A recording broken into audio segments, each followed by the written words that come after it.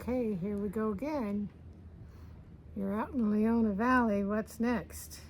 When did we do the skating rinks? Does the sun make my butt look big? Yep. Are you talking? Oh, I'm talking. Mm-hmm.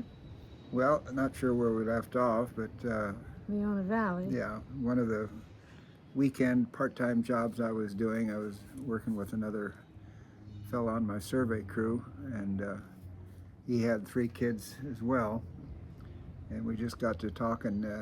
He mentioned that, gee, the skating rink, nothing for the kids to do. Skating rink had closed up about a year before.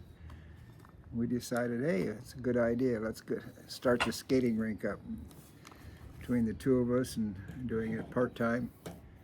And so we went in and started talking to people and started getting stuff, got a line of credit to get the equipment and the materials, and I went ahead and took all my state retirement, plowed it in, opened up a skating rink. In Lancaster. Lancaster. Yeah. It was an existing building. It had been a skating rink once before, but the floor had been pretty much trashed and most of it removed, and so we decided to go a new way, and that's a plasticized coating on the concrete. So we started in that way, and we had to, even after we got started and so forth, we'd buy this plastic coating and so forth, scrub the floor after last Friday session or Saturday, and then turn around and spend about 24 hours putting down a new floor, coating the floor again. So it was kind of a labor-intensive thing. Anyhow, partner and his family kind of got tired of it and bought him out, and we ended up, and then Linda and I went ahead and operated it, and doing well, decided to open up a second rink. We heard about one in Morro Bay and always had a soft spot for the Central Coast, and we opened up that one, bought that. But that one wasn't such a good idea. Of course, then shortly after that, the big inflation hit and so forth. Interest rates went to 18% or 19%. This was in the 70s? Yeah, late 70s, early 80s. And anyhow, it got so expensive that people weren't coming out. So on, the first thing is that kind of recreation. And every once in a while, because of the seasonality of it and so forth, especially in Morro Bay, we decided, well, because of the seasonality, we occasionally would have to borrow money to cover expenses. Ultimately, it got to the point where the bank just didn't have the money to lend, and it was getting up 20% interest. It was crazy. Yeah, it was nuts, I remember. So we went ahead and let that one go back. We went ahead and just let it go back to the guy holding the note. He bought all his equipment back, and we went back and moved back to Lancaster. Had you actually moved to Morro Bay? Linda had moved to Morro Bay. I was still going back and forth. I was still driving back and forth, so I would spend 2, 3, 4 days in one and then go drive to the other one and then back and so forth. What about the kids? Well, the kids are getting pretty good, are getting older and so forth. Jill and Gerry Lynn were pretty much on their own. They graduated from high school? Yeah, they had graduated from high school. Angie was just in the latter stages of high school, so she went to Morro Bay for a little bit, and she turned, well, come on up here. Well, come on. And ultimately, Gerry Lynn went ahead and moved up. Jill had talked her into coming on up there, and Jill had another job that she was working at instead of the rink. At Morro Bay. In Morro Bay, yeah. She was working at the shell shop, and Gerry Lynn had a falling out with her Lancaster boyfriend, so she moved up and stayed with Jill for a little bit. She ended up getting a job in Morro Bay. She's still in the area there to this day. That's only been, what, 50 years now? And what about Angie? Didn't she do the competition and stuff?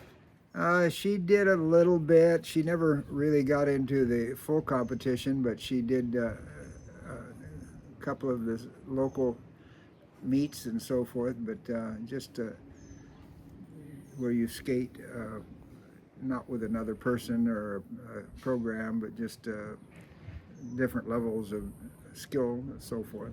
Uh-huh. But she was the only one that got any kind of serious. Jill wanted to race, and Gerry was least interested in all of it.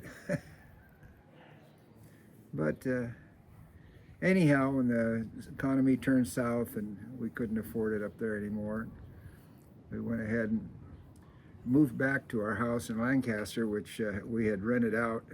They had it for a year.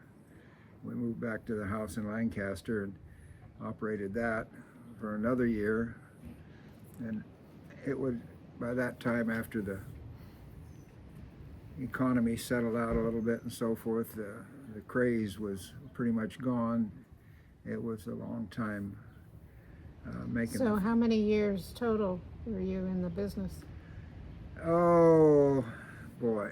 4 or 5? It seemed like a lifetime. Yeah. But about 5 years is all.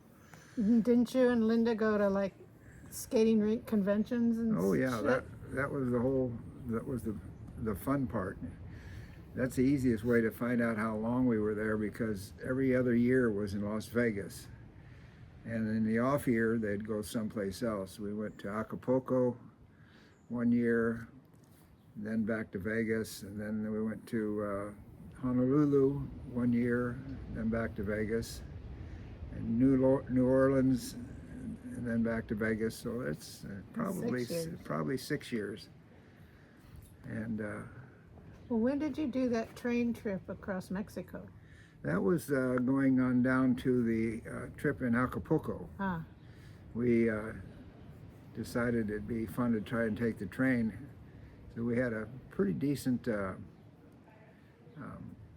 travel agent at that time, and she says, "Oh yeah, I can set it up." And we took 1, 2, 3, 4 or 5 different railroads to getting down there, because we took a side trip up through the Copper Canyon and then down into Mexico City, and then went across through town.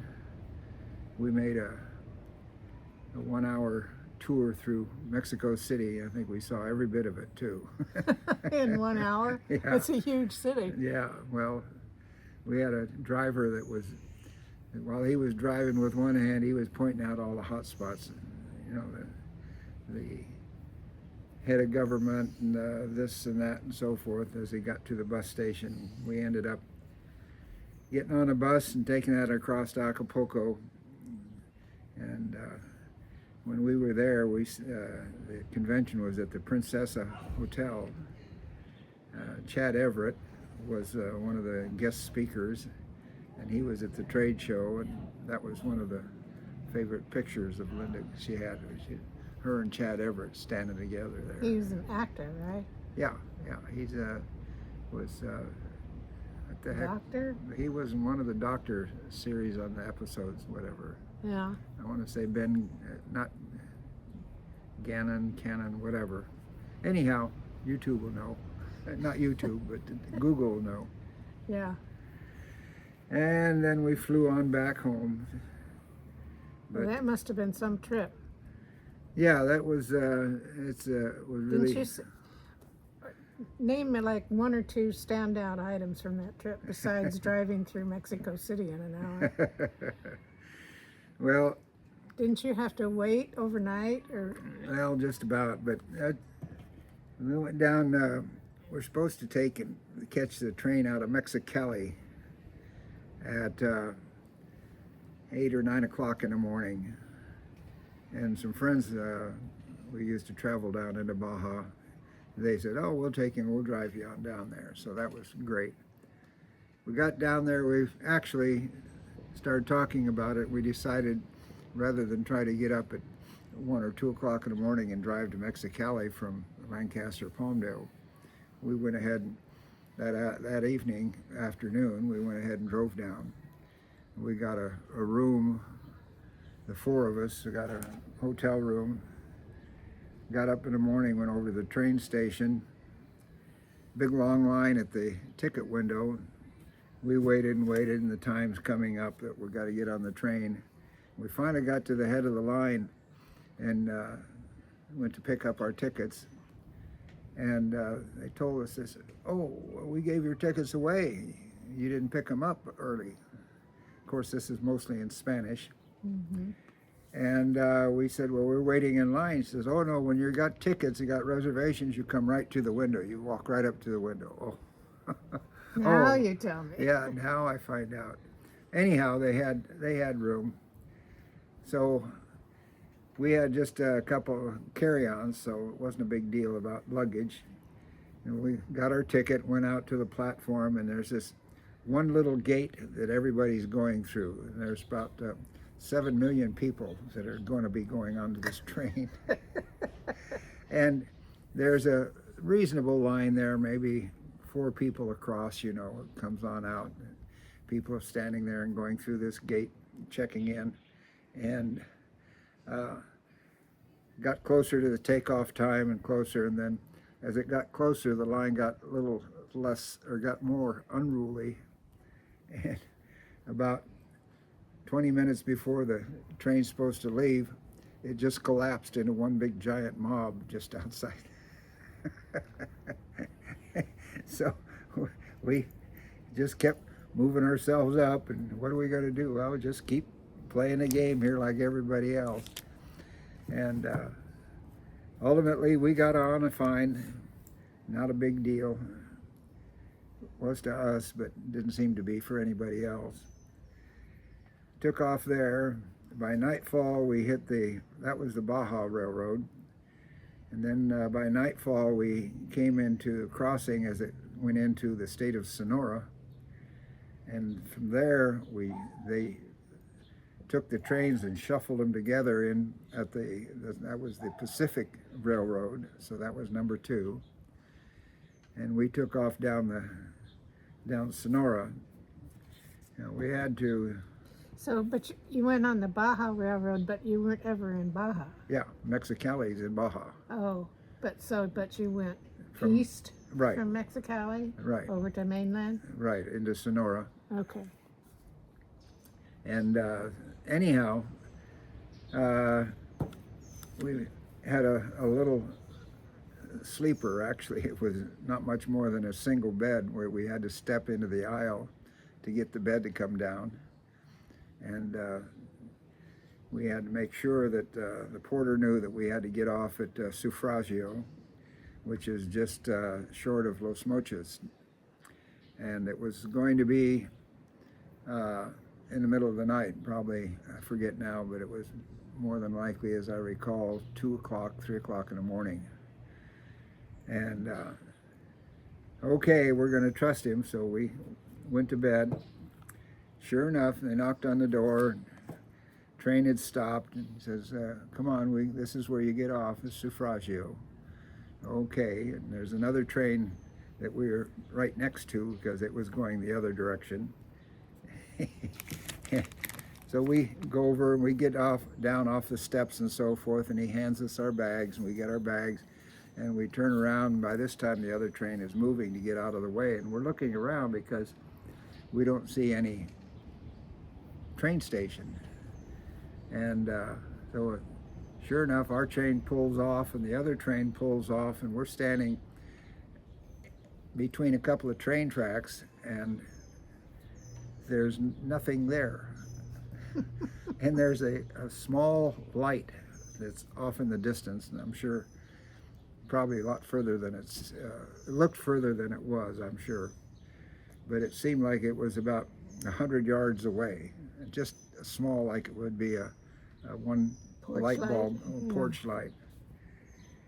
So we figured out, it's got to be the place. So we went ahead, walked on down there, and yeah, it's the train station, and it's about 20 feet by 20 feet. And the next train that picks us up, and that's the one that goes up through the Copper Canyon, isn't due until about 8 o'clock. So we sat there inside the train station trying to pass the time. A couple of workers were on their way back to Hermosillo, and had been working up in the silver mines. I'm going to stop this because we're running out of time. Oh, okay.